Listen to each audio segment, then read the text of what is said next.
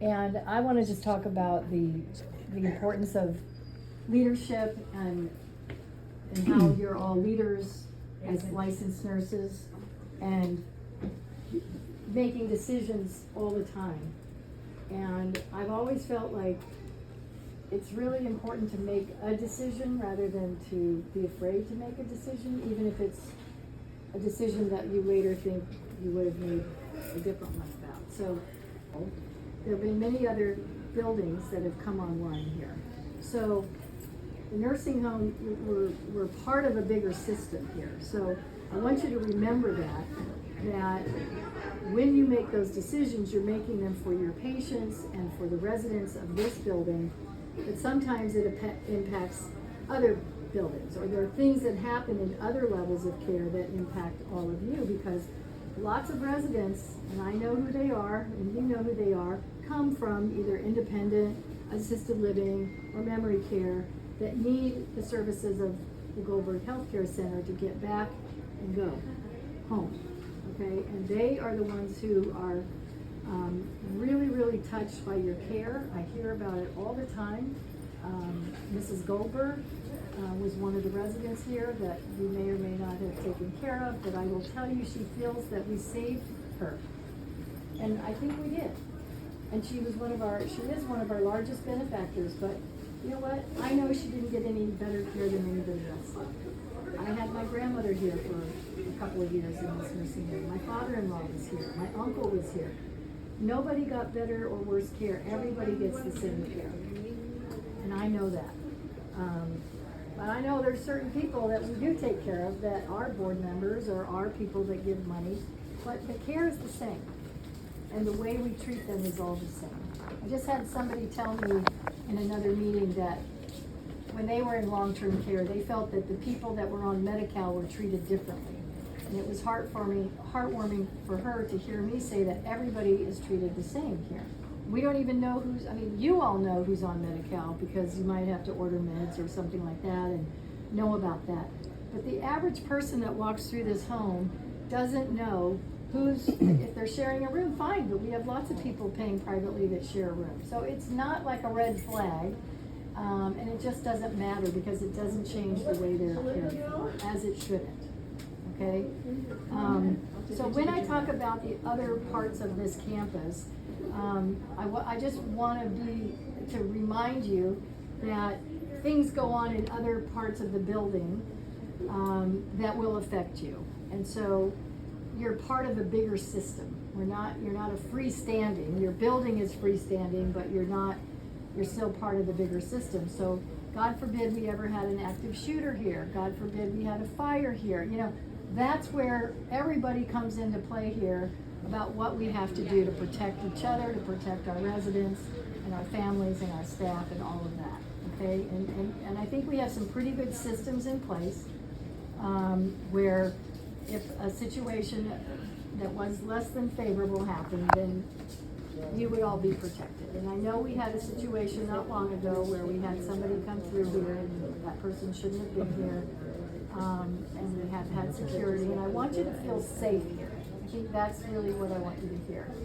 We have security 24/7 here, okay? And if you're on your computer and you need some help, you've got the Green Dot program, which I'm sure you all know about. If you need other kinds of help, any of us would come to aid you if we knew that there was a problem, okay? Does anybody have any questions about security and their role here? I mean, they're not armed guards. They are not armed guards. And we don't want armed guards here. And we don't even want a gate around the property because it's, we're dealing with people that have been in the Holocaust, okay? The last thing we want is for them to feel like they're gated in a prison of any sort. And one of the things that they love here is the openness about this place. But we don't want it to be too open, which is why it's so important for us to wear our badges and to question anybody that doesn't have a badge on.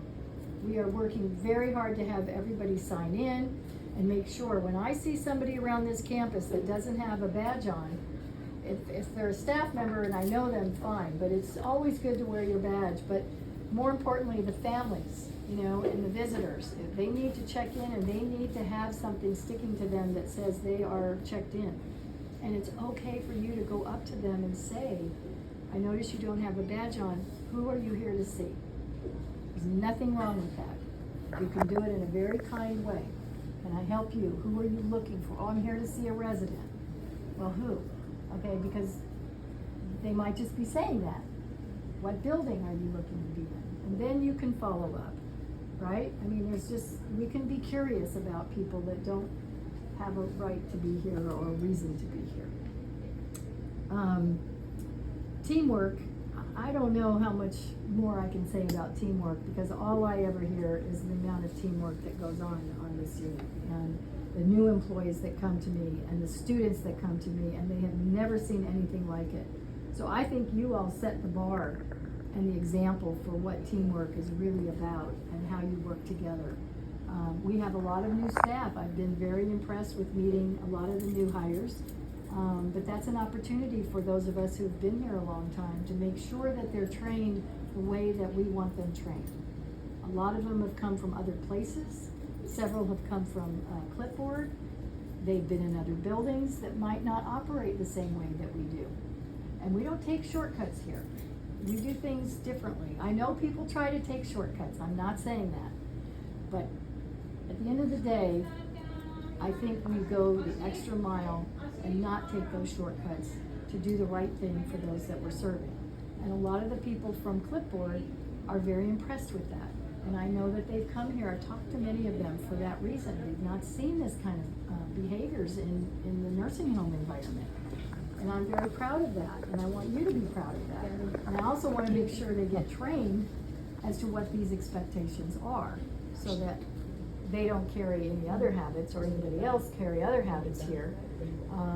And I think one of the stories that I can recall is earlier, maybe it was after COVID or something, some of the new staff were coming in and they were hiding the linen on the first part of their shifts, like in closets or, right? You're nodding your head, Sandy, you know? Okay, and why were they doing that? Because they didn't have enough linen where they were working before. So they felt when they got on their unit, they had to put away for their patients the proper linen. Okay, I hope that none of you are gonna tell me that we're ever short of linen here. Okay, are we ever short of linen? Are we short of gloves? Are we short of ointments? Are we short of anything that you need to take care of your residents? Because if you are, then we need to know. Because that is not our standard, that is not how we operate. Staff doesn't need to hoard the linen to be sure that they'll have enough. They will have enough. And once they understand that, I think they're gonna get more comfortable with having the tools they need to do their job. And that's another thing that I am very proud of, that we make sure that you all have the tools you need to do your jobs. And that's one less thing you have to worry about, right? That when you go in a residence room, you're gonna have what you need. And if you didn't, that's on me as the CEO. But I take that very seriously, because when I commit to making sure that people have the tools they need, I'm not talking about maintenance and those tools. I'm talking about whatever tools any department person needs to do their job. If we don't have enough food in this building and we expect the meals to be out, that's not doable, you know? So all these systems are in place to try to help the end user, who is who? The resident, the patient. But it's also to make your jobs easier because you have enough on your plate. I mean, this industry is so regulated. You have enough on your plate. So if we can make your jobs a little easier and still give you the time you need to spend with those residents, that's what I'm here to help you do. Okay? Yeah. Anybody have any questions? Because I'm on a time frame for you all, not me, but I mean, anybody have any questions? Are you okay with administration? Do you wish you could see something different? Are we not here enough? Are we here too much? You know, I mean, does everybody understand how important we are to our community here? I think everybody gets that, right? We want to fill this place up. I think there's no secret there, okay? And why? Is it about the money? Well, sure, it helps, because we lose a lot of money because 50% of the people here are on Medi-Cal. Okay, so that's just the reality of life. But why does it matter even more so to me? Because there are people in this community that call every day wanting a place in this place because our reputation is that good. They don't want to go anywhere else. Okay? Some people only keep kosher. Some people want to be in a Jewish home. Some people, there's no other place they would go. There's all kinds of reasons. Some people don't have the right insurance. I understand that. But I'm telling you that we are one of the premier, the best of the best, right? And Carl said the best in the nation. So if it were your parent, where would you want them to go? Right here. Some of you have had your parents here. Some of you have had your grandparents here, or your in-laws here. We have staff here. Bernice Applebaum used to work here. Evelyn Cutler worked here over 20 years. That says a lot. When our own staff need us and we're here for them. And I know those admissions are hard. I know it's not easy. But I just want you to know that from where I sit, and my job in this community is to answer the people who call and want their parent here. So if I seem a little pushy sometimes, it's not personal. It's out of my love for this community and wanting to do our jobs to serve them. We have 58 beds. We used to be 58 with a waiting list here, believe it or not. We had a lot of custodial residents at that time, I will tell you. We never did a lot of Medicare, and I understand Medicare is different because it's in and out, there's more paperwork, and it's a lot of regulations, and it's this and that. I get that. But we've added staff to accommodate. Okay? I mean, I saw the staffing audit, and I'm very proud of it. And I would never say we have too much staff here, but I would just say that we have enough staff. Okay? Because it's well over the requirement, but it's our standard to have more than the requirement. So I'm not upset about the staffing pattern that we have here. I just want everybody to show up so we don't have, holes. But I can't control that any more than you can, other than come yourself on the schedule. But anyway, we do a beautiful job of serving the community, and people are very, very satisfied when they're here. And that's the goal. And the goal is to keep the staff happy, because if you're happy, then it shows and the residents are happy. I'm glad I saw you too. So it's up to me to keep you happy to the extent that I can. So if you have an angst, if something's bothering you, I'd like to hear about it, and I will thank you for coming to me and being honest. I won't judge you. I don't know. I want to know. So if there's something on your mind, of course you have John, you have Sam, you have John. They're all here. We're all here. But if there is something that you feel we could do better, doesn't even have to be a problem. It could be somebody that's been in another facility, maybe that worked for Clipboard, that has a better idea of how we do something. There's a lot of different ways we can be creative. And maybe John will share with you some of the things that I wrote about if you saw my email yesterday about how to be creative. It's about listening to other people's ideas, being open to suggestions, and trying to meet the other person where they are and finding the best solutions together.